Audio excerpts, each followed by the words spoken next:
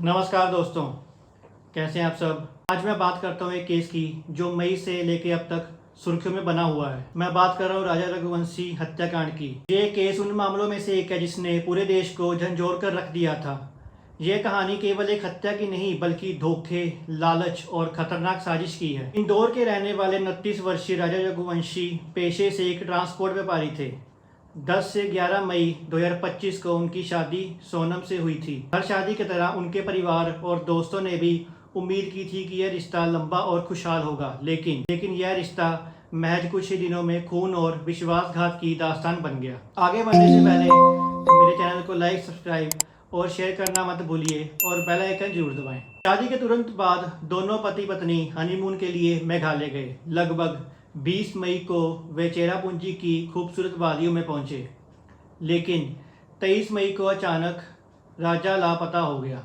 उनकी खोजबीन कई दिनों तक चली और 2 जून को पुलिस को उनका शव एक गहरी खाई में बरामद हुआ। शव की हालत इतनी खराब थी कि साफ समझ आ रहा था कि मौत के दिनों पहले से हो चुकी थी। शुरू में ही ये मामला एक हादसा प्रतीत हो रहा था, लेकिन धीरे धीरे पुलिस की जांच ने पूरी सच्चाई उजागर कर दी।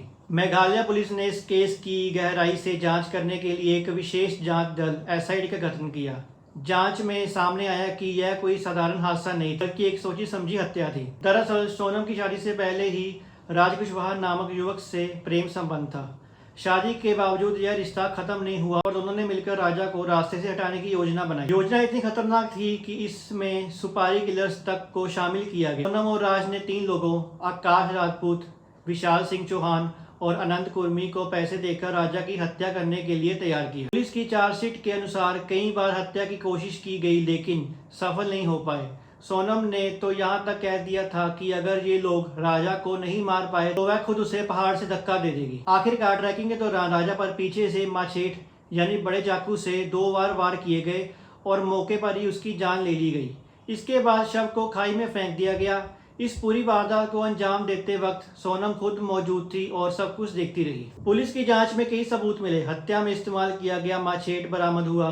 इंदौर में एक नाले से देसी कट्टा और गोलियां भी मिली। इसके अलावा सोनम और राज कुशवाहा के बीच की चैट, कॉल रिकॉर्डिंग और सीसीटीवी फुटेज ने भी हत्या की साजिश को साबित कर दिया।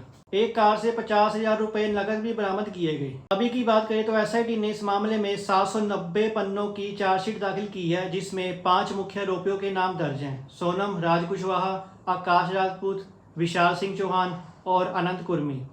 इन सभी पर हत्या, आपराधिक साजिश और सबूत मिटाने की धाराएं लगाई गई हैं। कोर्ट में इस समय कार्रवाई चल रही है। सोनम और राज कुशवाहा पुलिस कस्टडी में है, जबकि तीनों सुपारी किलर्स न्यायिक हिरासत में भेजे जा चुके हैं।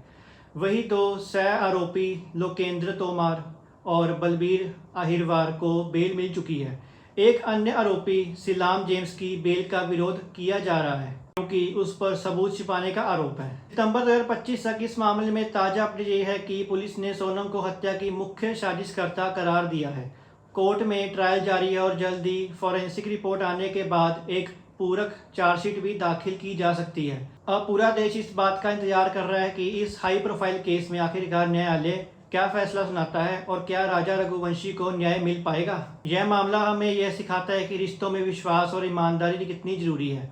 जब संबंधों में धोखा और लालच जगह ले लेता है तो परिणाम केवल बर्बादी और विनाश ही होता है। राजा रघुवंशी की हत्या कोई साधारण घटना नहीं बल्कि हमारे समाज के लिए एक चेतावनी है। दोस्तों, आज की वीडियो में बस इतना ही। फिर मिलेंगे एक नए अपडेट के साथ। तब तक के लिए साइनिंग ऑफ।